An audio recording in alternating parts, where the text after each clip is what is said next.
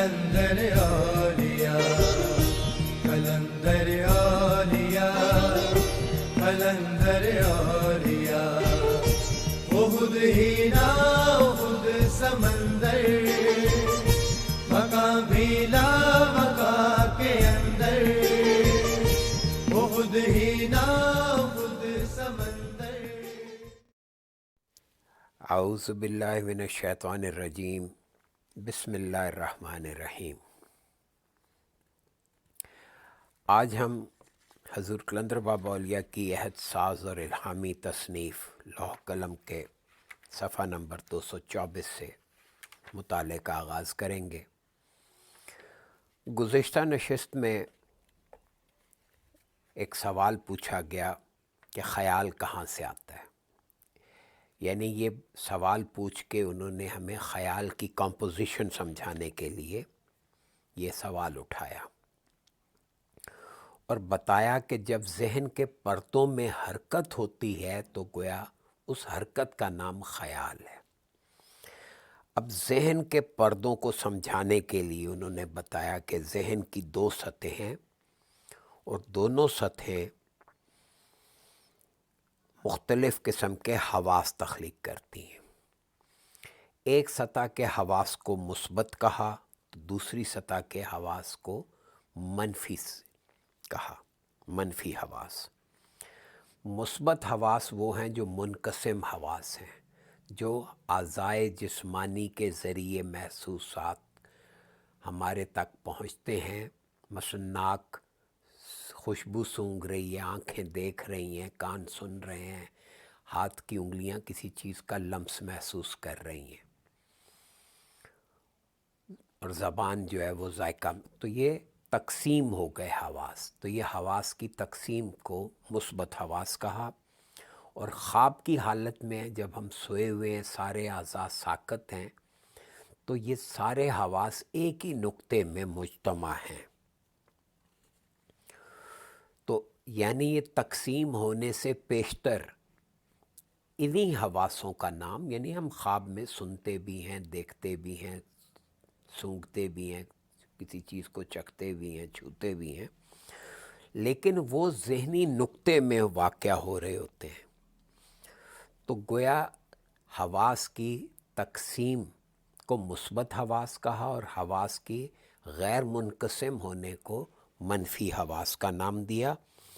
منفی سطح کا نام جو ہے وہ نسمہ مفرد رکھا اور مثبت سطح کا نام جو ہے یہ نسمہ مرکب رکھا. یعنی حواس تقسیم ہونے سے پیشتر نسمہ مفرد کہلائیں گے اور مثبت سطح کا نام جو ہے یعنی تقسیم ہونے کے بعد وہ نسمہ مرکب کہلائیں گے. اب یہاں سے نسمہ مفرد اور نسمہ مرکب کی انہوں نے بہت ہی شاندار طریقے سے وضاحت کر دی. اب نسمہ مرکب کی مزید وضاحت کرتے ہوئے انہوں نے فرمایا کہ نسمہ مرکب ایسی حرکت کا نام ہے جو تواتر کے ساتھ واقع ہوتی ہے. اور تواتر کا مطلب یہ کہ اس میں ایک ترتیب ہوتی ہے، ایک لمحہ، دوسرا لمحہ، تیسرا لمحہ، چوتھا لمحہ، پے در پے، لمحہ بعد لمحہ. اور یہ لمحات کی جو حرکت ہے، یہ اس حرکت کی مکانیت جو ہے یہ لمحات ہیں. یعنی ان میں ایسی ترتیب پائی جاتی ہے، مکانیت کی تعمیر کرتی ہے. اور ایک بڑا قیمتی جملہ فرمایا کہ تمام مکانیت جو ہے یہ لمحات کی قید میں ہے. لمحات کچھ ایسی بندش کرتے ہیں کہ جس کے اندر مکانیت خود کو محبوس میں پاتی ہے اور لمحات کے دور میں گردش اور کائناتی شعور میں خود کو حاضر رکھنے پر مجبور ہے.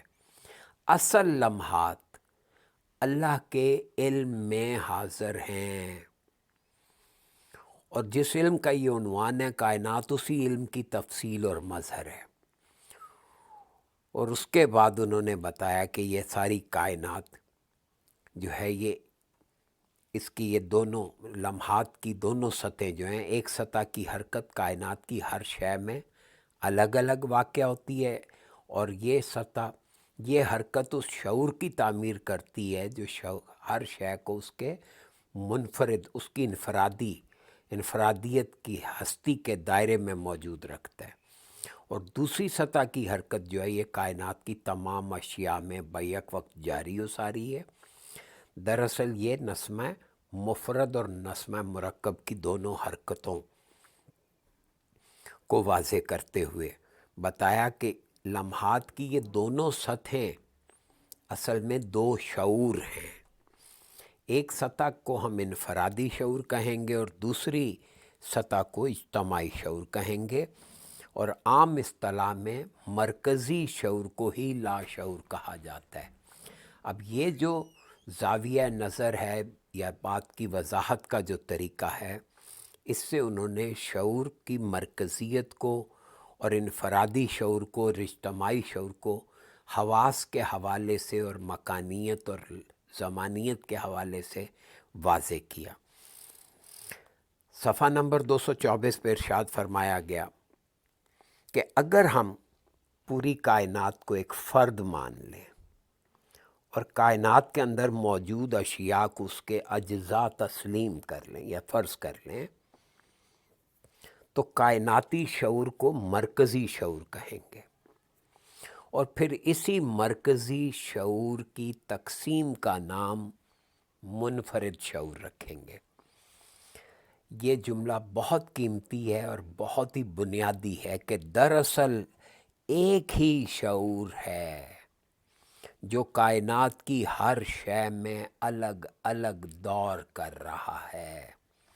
یعنی ایک ہی شعور ہے جو کائناتی سطح پہ، نوعی سطح پہ اور انفرادی سطح پہ دور کر رہا ہے، ہر شے کے اندر الگ الگ دور کر رہا ہے۔ مثال کے طور پر کسی فرد کے شعور میں اس کے اپنے مخصوص ماحول کی اشیاء ہوتی ہیں۔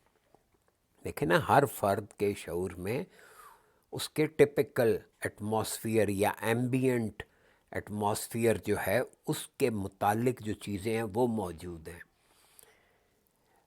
گویا لمحات کی ایک سطح اس خاص وقت میں فرد کے شعور کی تعمیر کرتی ہے، ساتھ ہی لمحات کی دوسری سطح میں کائنات کے ذرہ ذرہ کی تحریکات دور کرتی ہیں، اور یہ کیفیت مرکزی شعور کی ہے۔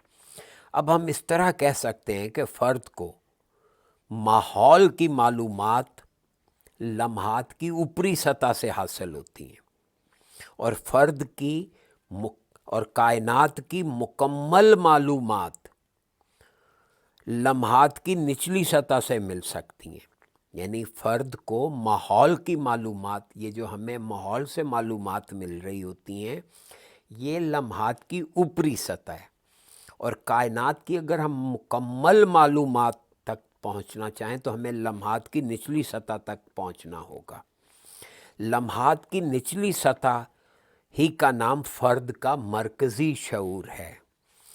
اسی میں ازل سے ابد تک کا پورا ریکارڈ موجود ہے، اور لمحات کی ایک سطح فرد کا وقتی شعور ہے، اور لمحات کی دوسری سطح فرد کا دوامی شعور ہے۔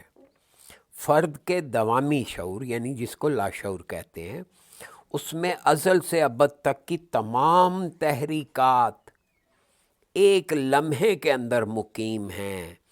اس کو ہم جاودانی لمحہ کہیں گے۔ یہی لمحہ فرد کے شعور کی گہرائی ہے۔ اسی لمحے کے لیے حضور علیہ الصلوۃ والسلام نے لی مع اللہ وقت ارشاد فرمایا ہے کہ وقت میں میرا اور اللہ کا ساتھ ہے۔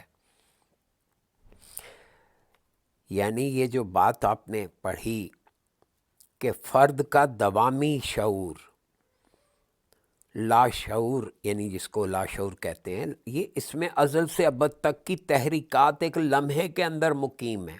اس کو سمجھیں، جب اللہ تبارک و تعالیٰ نے کائنات کے بارے میں سمجھا، سوچا، بنایا یا اس کو ڈیزائن کیا، وہ سارا اصل میں ایک ہی لمحہ ہے، وہ ایک ہی لمحہ کہلائے گا، اور اسی کو جاودانی لمحہ کہا گیا۔ اور یہی لمحہ اصل میں فرد کے شعور کی گہرائی ہے۔ اگر کوئی بندہ اس لمحے تک رسائی رکھتا ہے تو وہ گویا اللہ کی ساتھ وقت میں شامل ہو گیا۔ تو اسی لیے حضور علیہ الصلوۃ والسلام نے یہ ارشاد فرمایا، کیونکہ انہوں نے ان کے اپنے لاشعور کی سطح کو پا لیا تھا، اور اس کا اظہار انہوں نے اس حدیث مبارکہ سے فرمایا کہ لی ما اللہ ہے وقت، تو میں تو وقت میں اللہ کے ساتھ ہوں۔ حضور قلندر بابا اولیاء فرماتے ہیں کہ یہی لمحہ حقیقی ہے، زمان مسلسل اسی لمحے کا ایک شعبہ ہے۔ اب یہ زمانیت کی طرف ہمیں متوجہ کیا جا رہا ہے کہ زمانیت کی ایک حالت جو ہے وہ ہے جو اللہ کے ذہن میں تھی، اسی کو لمحہ حقیقی کہا ہے۔ اور زمان مسلسل یعنی سیریل ٹائم، جو کہ یہ اسی ایک لمحے کا شعبہ ہے، اور یہی لمحہ علم الہیہ ہے۔ اسی لمحے کو علم حضوری کہا جاتا ہے۔ اسی لمحے کے اندر اللہ تعالیٰ کی وہ صفات مجتمع ہیں جن کو قرآن پاک میں شیعون کہا گیا ہے۔ یعنی جب اللہ تبارک و تعالیٰ نے کائناتی پروگرام کو سوچا اور اس کو ڈیزائن کیا، تو وہ لمحہ ظاہر ہے کہ وہ اس میں اللہ کی ساری صفات بھی مجتمع ہیں، اور انہی کو قرآن پاک میں شیعون کہا گیا ہے۔ یعنی پھر آگے انہی سے اشیاء وجود پاتی ہیں۔ ہمارا منشا یہاں اللہ تعالیٰ کی تمام صفات سے ہرگز نہیں، کیونکہ یہ یہاں پہ صفات کا تذکرہ ہے، لیکن یہ وہ صرف چنیدہ صفات ہیں جن سے کائنات وجود میں آئی یا اشیاء ترتیب پائیں۔ اللہ تعالیٰ کی صفات تو لامتناہی ہیں، یہاں محض ان صفات کا تذکرہ ہے جو کائنات سے متعارف ہیں یا جو کائنات کے تعارف میں ہیں۔ یہ لمحہ جس کو ہم نے علم الہیہ کہا ہے، اسی لمحے کے اندر ارادہ الہیہ جاری ہے، اور ارادہ الہیہ کے اجزاء ہی زمان مسلسل ہیں۔ لا زمان اور زمان کی تعبیر کئی طرح سے ہو سکتی ہے۔ ابتدا ہی سے انبیاء کرام نے اللہ تعالیٰ اور اللہ تعالیٰ کے حکم کا تعارف کرایا ہے۔ انبیاء کرام نے اپنی تعلیمات میں ہمیشہ اس بات پر زور دیا ہے کہ ذات مطلق کو سمجھنے کی کوشش ضروری ہے۔ بغیر ذات مطلق کے سمجھے اس کے امر کا سمجھنا ممکن نہیں، یعنی اس کے حکم کا سمجھنا ممکن نہیں۔ یاد رکھیے کہ امر کا ایک مطلب حکم ہے تو دوسرا مطلب کام ہے، یعنی اللہ کے کاموں کو سمجھنے کے لیے اللہ کی ذات کو سمجھنا ضروری ہے۔ یہاں یہ سوال ہوتا ہے کہ امر خود ہی امر کو سمجھنے کا مکلف ہو سکتا ہے؟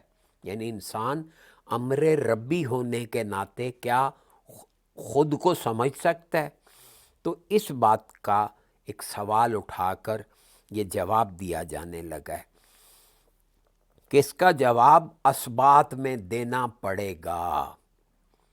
اگر امر کسی بات کا مکلف ہے، یعنی اگر کوئی کام وہ کر سکتا ہے یا اس کو کرنا چاہیے، یعنی وہ اس پہ پابندی عائد کر دی گئی ہے کہ وہ یہ کام کرے، تو وہ اگر امر کسی بات کا مکلف ہے تو وہ بات بجز اس کے اور کچھ نہیں ہو سکتی کہ امر اپنی حقیقت کی تلاش صاحب امر کے تعارف سے حاصل کرے۔ یعنی اگر امر اپنی حقیقت کی تلاش چاہتا ہے تو اس کو صاحب امر سے تعارف حاصل کرنا ہوگا۔ تو پھر یہ امکان نکلتا ہے کہ امر اپنے بارے میں فہم پیدا کر سکے اور اپنی کنہا کو جان لے۔ ذات مطلق کا تعارف حاصل کیے بغیر امر اپنی ذات کو نہیں پہچان سکتا۔ جب موسیٰ علیہ السلام نے کوہ طور پر روشنی دیکھ کر یہ سوال کیا کون، تو اللہ تعالیٰ نے جواباً ارشاد فرمایا تھا میں ہوں تیرا رب۔ اسی واقعے سے ذات مطلق اور ذات امر کی حدود کا سراغ ملتا ہے۔ موسیٰ علیہ السلام ذات امر ہیں اور اللہ تعالیٰ ذات مطلق۔ نیز اللہ تعالیٰ کی صفت ربانیت اور موسیٰ علیہ السلام کی مربوبیت کا پتہ چلتا ہے، یعنی جس کو رب پالے، جس کو رب اپنی ربانیت سے سنبھالے، اس کو مربوبیت کہا جاتا ہے۔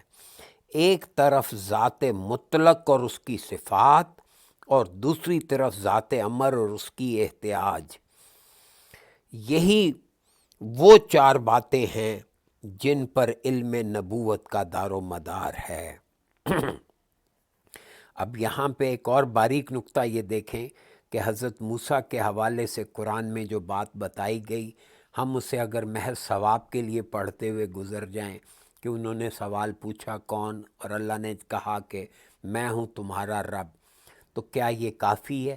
وہ اس بات کی گہرائی میں ہمارا ذہن حضور کلندر بابا اولیاء لے کے کیسے چل رہے ہیں کہ موسیٰ ذات امر ہے اور اللہ ذات مطلق ہے، اور ذات مطلق جو ہے وہ صفت ربانیت ہے، اور موسیٰ جو ہے وہ مربوبیت سے آراستہ ہیں۔ ایک طرف ذات مطلق اور اس کی صفات، دیکھیں اب چار چیزیں ہو گئیں، ایک طرف ذات مطلق اور اس کی صفات، اور دوسری طرف ذات امر اور اس کی احتیاجات۔ یہی وہ چار باتیں ہیں جن پر علم نبوت کا دار و مدار ہے۔ جملے کو نوٹ کر لیں کہ اگر بندہ یہ ذات مطلق اور اس کی صفات اور دوسری طرف اپنی ذات امر اور اس کی احتیاجات کو سمجھ لیتا ہے تو گویا وہ علم نبوت حاصل کرنے کی طرف قدم بڑھا سکتا ہے، کیونکہ علم نبوت کا دار و مدار ہی اس پہ ہے کہ انسان کو ان چار باتوں کا شعور حاصل ہو جائے۔ بعض لوگوں نے اپنے پیرایہ بیان میں ذات مطلق کو حقیقت مطلقہ کہا ہے اور امر مطلق کو کائنات کہا ہے۔ یہ پیرایہ بیان حکمائے ربانی کا ہے۔ حکمائے ربانی یعنی فلاسفرز، یعنی انبیاء ربانی اور حکمائے ربانی میں یہ فرق ہے۔ اب ان دونوں کی اپروچ کا فرق بتا رہے ہیں کہ انبیاء کرام باطن سے ظاہر کو تلاش کرتے ہیں، یعنی وہ باطن سے آشنا ہو کر پھر مظاہر کو ڈھونڈتے ہیں، اور حکمائے ظاہر اور حکماء ظاہر سے باطن کو تلاش کرتے ہیں، یعنی وہ ظاہر کو دیکھتے ہوئے اس کے باطن میں اترنے کی کوشش کرتے ہیں۔ کسی حد تک حکماء کی طرز تلاش غلط نہیں ہے، یاد رکھیں یہ کسی حد تک یہ غلط نہیں ہے، لیکن ایک حد کے بعد یہ بالکل غلط ہو جاتی ہے۔ لیکن اس طرز میں ایک نقص ہے کہ وہ جن چیزوں کی علامتیں خارج میں نہیں دیکھتے ان کو نظر انداز کر دیتے ہیں۔ یہ سائنس کا ایک بڑا مطلب ہے مغالطے پہ مبنی نظریہ یا طریقہ یا انداز ہے کہ وہ جن چیزوں کی علامتیں خارج میں نہیں دیکھتے ان کو نظر انداز کر دیتے ہیں۔ اس رویے سے کائنات کی ساخت میں جتنے حقائق مخفی ہیں، یعنی جو حقائق چھپے ہوئے ہیں، وہ زیادہ تر انجانے رہ جاتے ہیں۔ انبیاء کرام کے رویے میں یہ نقص نہیں ہے، وہ ذات مطلق کے ذریعے امر مطلق کو تلاش کرتے ہیں۔ اس طرح ان کی فکر ایسے اجزاء کو بھی پا لیتی ہے جو مظاہر کے پابند نہیں ہیں۔ انبیاء کرام مظاہر کو نظر انداز نہیں کرتے، تاہم وہ مظاہر کو اصل قرار دے کر صرف مظاہر کی روشنی میں گم نہیں ہو جاتے، وہ مظاہر کو بھی اتنی ہی اہمیت دیتے ہیں جتنی مظاہر کی اصلوں کو۔ یہ دیکھیے انبیاء کرام کا طرز فکر کیا ہے کہ وہ ظاہر اور غیب دونوں کو برابر اہمیت دیتے ہیں۔ مظاہر کی اصل جو ہے وہ غیب میں ہوتی ہے، وہ جتنی اہمیت مظاہر کو دیتے ہیں اسی قدر اہمیت اس کی اصل کو دیتے ہیں، یعنی اتنی اہمیت کا حامل اس کی اصل کو گردانتے ہیں اور اصل کو کھوجنے کے چکر میں پڑے رہتے ہیں۔ انبیاء کرام کی زبان میں مظاہر کی اصلوں کا نام صفات الہیہ ہے۔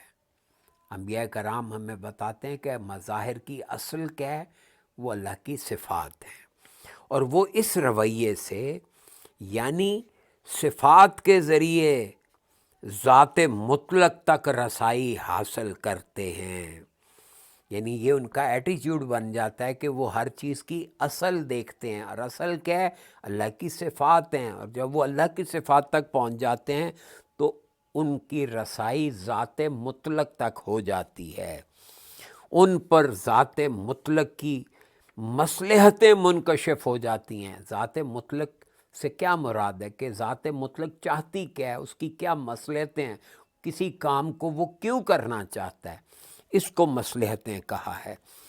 ان پر ذات مطلق کی مصلحتیں منکشف ہو جاتی ہیں، پھر یہ ان کے لیے ناممکن ہے کہ وہ ان مصلحتوں کو نظر انداز کر دیں یا ان کو اپنا مقصد حیات نہ بنائیں۔ یعنی جب آپ کو پتہ چل گیا کہ اللہ کوئی کام کیوں کرنا چاہتا ہے یا اصل کام کیا کرنا چاہتا ہے، تو پھر یہ ممکن نہیں ہے کہ آپ اس کام کو اپنی ذات کا، اپنی زندگی کا مقصد نہ بنا لیں۔ انبیاء کرام کی فکر میں ذات مطلق ہی حیات ہے، اسی لیے سلاسل میں یا حیو یا قیوم کا ورد کروایا جاتا ہے کہ ذات مطلق ہی حیات ہے، حی ہے، اس لیے وہ حیات کو ابدی قرار دینے پر مجبور ہیں، کیونکہ اللہ ہی حیات ہے۔ چنانچہ ان کے زاویہ نظر میں یہیں سے کائنات ثانوی درجے میں داخل ہو جاتی ہے۔ جب یہ اپروچ بن جاتی ہے کہ آپ اللہ کو اولیت دینے لگتے ہیں تو کائنات ثانوی درجے پہ چلی جاتی ہے، یعنی سیکنڈری پوزیشن پہ آ جاتی ہے، یعنی یہ دوسرے درجے پہ آ جاتی ہے۔ اس کے برخلاف مظاہر کو اولیت دینے والے، یہ جو حکمائے ربانی جن کو کہا، وہ حیات کی کامل گہرائیوں اور پہنائیوں تک نہیں پہنچ سکتے۔ وہ لیونگ اور نان لیونگ کو کمپیئر تو کرتے ہیں لیکن حیات کو ڈیفائن نہیں کر سکتے۔ انبیاء کرام نے یہ بات تحقیق کی ہے کہ فکر انسانی میں ایسی روشنی موجود ہے جو کسی ظاہر کے باطن کا اور کسی حضور کے غیب کا مشاہدہ کر سکتی ہے۔ یعنی یہ انبیاء کرام نے یہ بات ہمیں تعلیم کی ہے، ان کی اپنی ریسرچ سے، اپنی ذہن کی اپج سے وہ یہاں تک پہنچے، اس نتیجے تک پہنچے کہ فکر انسانی میں ایک ایسی روشنی موجود ہے جو کسی بھی ظاہر کے باطن کو یا کسی حضور کے غیب کو مشاہدہ کروا سکتی ہے، اور غیب کا مشاہدہ حضور کے اجزاء کی تحلیل میں کامیاب ہو جاتا ہے۔ یعنی جب ہمیں غیب کا مشاہدہ ہوگا تو جو چیز ہمارے سامنے ہیں ہم اس کی اجزائے ترکیبی کو اینالائز کرنے میں کامیاب ہو سکیں گے۔ بالفاظ دیگر، اگر ہم کسی چیز کے باطن کو دیکھ سکیں تو اس کے ظاہر کا پوشیدہ رہنا ممکن نہیں۔ اس طرح ظاہر کی وسعتیں ذہن انسانی پر منکشف ہو جاتی ہیں اور یہ جاننے کے امکانات پیدا ہو جاتے ہیں کہ حیات کی ابتدا کہاں سے ہوتی ہے اور انتہا کہاں تک ہے۔ انبیاء کرام موت کے بعد کی زندگی پر اسی لیے زور دیتے ہیں۔ یہ جو حیات بعد الموت کا فلسفہ ہے وہ اسی لیے ہے تاکہ آپ کے ذہن میں یہ بات راسخ ہو جائے کہ زندگی جو ہے یہ ابدی چیز ہے، یہ جاری رہتی ہے۔ ہم دنیا میں آنے سے پہلے بھی حیات سے متصف تھے، دنیا میں اس حیات کو استعمال کرتے ہوئے انجوائے کرتے ہیں، اور یہاں سے جانے کے بعد بھی ہم حیات بعد الموت سے آراستہ رہیں گے۔ اس کے بعد یہ ماضی اور مستقبل کے عنوان سے چیپٹر ہے۔ حضور کلندر باب اولیاء ارشاد فرما رہے ہیں کہ پچھلے صفحات میں ہم نے منقسم حواس اور غیر منقسم حواس کا تذکرہ کیا ہے، چنانچہ یہ منقسم حواس امر مطلق ہی ہیں۔ یعنی امر مطلق کسے کہا ہے؟ منقسم حواس کو، جو خود کو ازل سے ابد تک کا روپ دے کر کائنات کی شکل و صورت میں پیش کرتے ہیں۔ اب اس جملے کو دوبارہ پڑھیں اور اس پہ غور کریں کہ یہ منقسم حواس یعنی امر مطلق، یہ اب ٹرمنالوجی جو ہے اس کو بریکٹ میں یوز کیا جا رہا ہے تاکہ آپ جب کبھی تصوف کی ایدک کتابوں کا مطالعہ کریں تو آپ کے ذہن میں یہ بات واضح رہے کہ اصل میں امر مطلق سے مراد منقسم حواس ہیں، اور یہ خود کو ازل سے ابد تک کا روپ دے کر کائنات کی شکل و صورت میں پیش کرتے ہیں۔ یعنی یہ جو کچھ ہمیں باہر دکھ رہا ہے کائناتی صورت میں، وہ ہمارے یہ حواس کا ہی کھیل ہے۔ شکل و صورت سے روح کا پا جانا ممکن نہیں ہے۔ اب چونکہ ہم کائنات کی ظاہری شکل و صورت دیکھتے ہیں، اس سے روح تک رسائی ممکن نہیں ہے، لیکن اگر ہم روح کو جان لیں لیکن روح سے شکل و صورت کی کنہوں تک پہنچ جانا یقینی ہے۔ یعنی اگر ہم روح سے آشنا ہو جائیں گے تو کسی بھی شکل و صورت کی کنہا یعنی اس کی جڑ تک پہنچنا یقینی امر ہے۔ اس مقام سے مظاہر کو اولیت دینے والوں کی یہ غلطی واضح ہو جاتی ہے کہ مظہر ہی وسعت حیات ہیں۔ یعنی یہ وہ جو مظہر کو حیات کا پھیلاؤ مانتے ہیں، یہ ان کی غلطی یہاں سے واضح ہو جاتی ہے۔ اس استدلال سے انہوں نے حکمائے ربانی کے غلطی کو مزید واضح کر دیا۔ یہی وجہ ہے کہ فقیر منع کرتے ہیں کہ مظاہر کو اولیت نہیں دینی، مظاہر ثانویت رکھتے ہیں۔ مظہر کو وسعت حیات سمجھنے والوں کا مطلب بجز اس کے اور کیا ہو سکتا ہے کہ وہ ماضی اور مستقبل دونوں کا انکار کر رہے ہیں۔ اب یہ دیکھیے وسعت فکر کہ مظاہر کو وسعت حیات سمجھنے والے اصل میں کیا کر رہے ہیں کہ وہ کسی چیز کے ماضی اور مستقبل، کیونکہ یہ دونوں غیب سے تعلق رکھتے ہیں، تو یہ گویا وہ ان دونوں چیزوں کا بھی انکار کر رہے ہیں۔ گویا انہوں نے زمان کی اضافیت کو قطعی نظر انداز کر دیا۔ یہاں پہ زمان کی اضافیت یعنی تھیوری آف ریلیٹیوٹی، یہ جو آئنسٹائن کا نظریہ ہے، اس کو اشارہ کرتے ہوئے کہا کہ وہ کیا غلطی فرما رہے تھے کہ زمان کی اضافیت یعنی اس کی ریلیٹیوٹی کو، یہ جو اس کی کنیکٹیوٹی ہے چیزوں کے ساتھ، اس کو تو انہوں نے نظر انداز ہی کر دیا بالکل، حالانکہ زمان کی اضافیت ہی امر مطلق اور کائنات ہے۔ یعنی یہ جو ٹائم کی ریلیٹیوٹی ہے یا دوسری چیزوں کے ساتھ اس کی کنیکٹیوٹی ہے، اسی کا نام امر مطلق ہے اور اسی کو کائنات کہا جاتا ہے۔ اگلا جملہ کمال جملہ ہے. دراصل ماضی ہی کائنات ہے. دراصل ماضی ہی کائنات ہے. باقی رہے حال اور مستقبل تو یہ دونوں بجائے خود کوئی وجود نہیں رکھتے، مگر یہ ماضی ہی کے اجزاء ہیں. ہر لمحہ مستقبل سے ماضی کی طرف سفر کر رہا ہے. یہ دیکھیں ذرا کہ ٹائم کی اصل کیا ہے، کہ یہاں صرف سب کچھ ماضی ہے. دیکھیں نا، جب اللہ نے ایک پروگرام تشکیل دیا، وہ پروگرام جب تشکیل پا چکا تو سب ماضی ہو گیا. حضور کلندر باب اولیاء اس بات کو مزید وضاحت کرنے کے لیے ارشاد فرما رہے ہیں کہ حضور علیہ الصلوۃ والسلام کا ارشاد جیف القلم بما ہو و کائن، کہ جو کچھ ہونے والا ہے اس کو لکھ کر قلم خشک ہو گیا. اسی مطلب کی وضاحت کرتا ہے. اب یہ حضور علیہ الصلوۃ والسلام کی حدیث کا تذکرہ کر کے اس کا وہ مفہوم جو کہ ہم لوگ اپنی مطلب ہے کہ لا علمی کی وجہ سے کہ پتہ نہیں یہ کیا کہا گیا ہے، کہ جو کچھ یہ ہماری تقدیر یعنی ہمارے اعمال کو بھی لکھ دیا گیا ہے. یہ اس چیز سے بہت بڑی بات واضح کی جا رہی ہے کہ اس حدیث سے اصل میں ماضی کے علاوہ زمانے کا کوئی اور اسلوب معلوم نہیں ہوتا.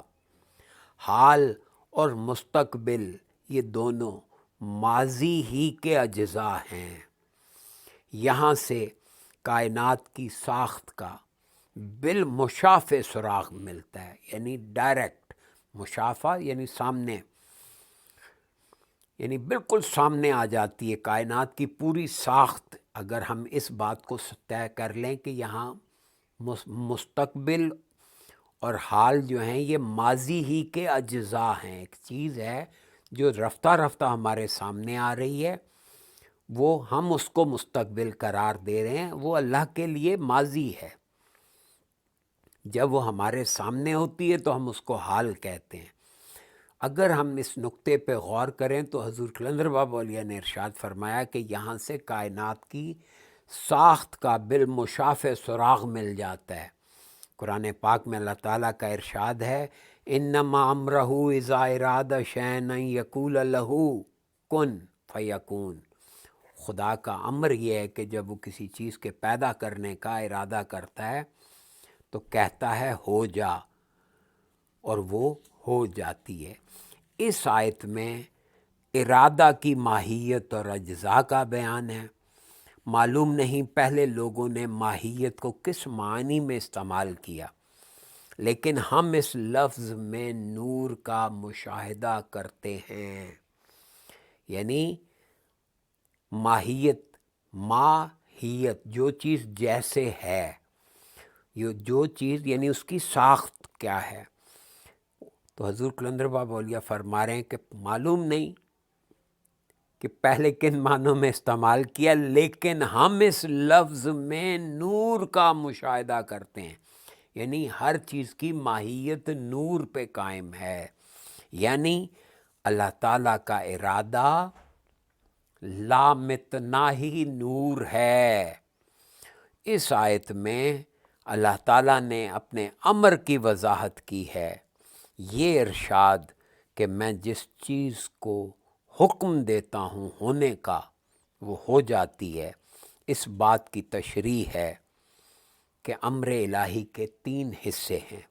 نمبر 1 ارادہ، نمبر 2 جو کچھ ارادے میں ہے یعنی شے، تیسرے درجے پہ اس کا ظہور. اللہ تعالیٰ کے الفاظ سے یہ چیز پایا ثبوت تک پہنچ جاتی ہے کہ وہ جو کچھ کرنا چاہتے ہیں پہلے سے ان کے علم میں موجود ہے. چنانچہ جو کچھ موجود ہے وہ ماضی ہے. اب سوال یہ پیدا ہوتا ہے کہ ماضی کی مقدار کیا ہے. ہمارے پاس ماضی کی مقدار کو سمجھنے کی بہت سی طرزیں ہیں. مثلاً موجودہ دور کی سائنسدان روشنی کی رفتار 1,86,282 मील फी सेकंड बताते हैं। इस तरह रोशनी की दुनिया में एक सेकंड का तूल 1,86,282 मील हुआ। यानी रोशनी की दुनिया में अगर आप इसको मेजर करें, एक आइडिया दिया जा रहा है, रोशनी से ऊपर फिर नूर है, नूर से ऊपर फिर तजल्लियात हैं। तो रोशनी की दुनिया में एक सेकंड का रेडियस जो बनता है, यानी ज़ाहिर है रोशनी चारों तरफ फैलती है, तो ये यहाँ पे लफ्ज़ तूल से मुराद आपके जहन में एक बड़ा सा रोशनी का ग्लोब आएगा, जो एक नुक्ते से रोशनी फूटती है और वो अपने चारों तरफ 1,86,000 मील का कुतर यानी कि निसफ कुतर बनाते हुए कितना बड़ा गोला बन गया। तो कायनात के 1,86,000 मील जिस मकानियत पर मुश्तमिल हैं, बैक वक्त उस मकानियत के अंदर कितने आमाल और अफ़ाल यानी हवादिस रूनमा हुए, उसका अंदाज़ा महाल है। यूँ समझना चाहिए कि एक सेकंड के अंदर तमाम कायनात में जितने अफ़ाल सरज़द हो सकते हैं, वो महज एक ही सेकंड में वाक़या होने वाले हवादिस हैं। अगर किसी तरह उन अफ़ाल का शुमार मुमकिन हो तो मालूम हो सकता है कि एक सेकंड की वसअतें कितनी हैं। रोशनी की दुनिया में एक सेकंड की वसअत गोया उन्होंने मुशाहिदाती तौर पे की है और हमें उसका मुशाहिदा करवाने को ये बात तहरीर में ले आए। ये बात गौर तलब है कि एक सेकंड के कायनाती हवादिस को तहरीर में लाने के लिए यकीनन नौ इंसानी को अज़ल से अबद तक की मुद्दत चाहिए। अगर ये दावा किया जाए कि एक सेकंड अज़ल से अबद तक की मुद्दत के बराबर है, तो इस दावे में शक व शुबा की कोई गुंजाइश नहीं है। जब अज़ल से अबद तक एक ही सेकंड यानी लम्हा कार फरमा है, तो ज़माने मतवातर का मफ़हूम कुछ नहीं रहता। दरअसल अल्लाह ताला के शयून ही ज़मान की हकीकत हैं। यहाँ पे रुक जाते हैं। अल्लाह ताला आपको इस इल्हामी और अहद साज किताब की तफ़हीम से आरास्ता फ़रमाए। ये हमारे लिए बड़ी सादत की बात है कि हम इस किताब को समझने की लिए कोशां हैं। अल्लाह ताला आप सबको कामयाब करे कि इसकी तफ़हीम से आरास्ता हो जाएं। अल्लाह हाफ़िज़।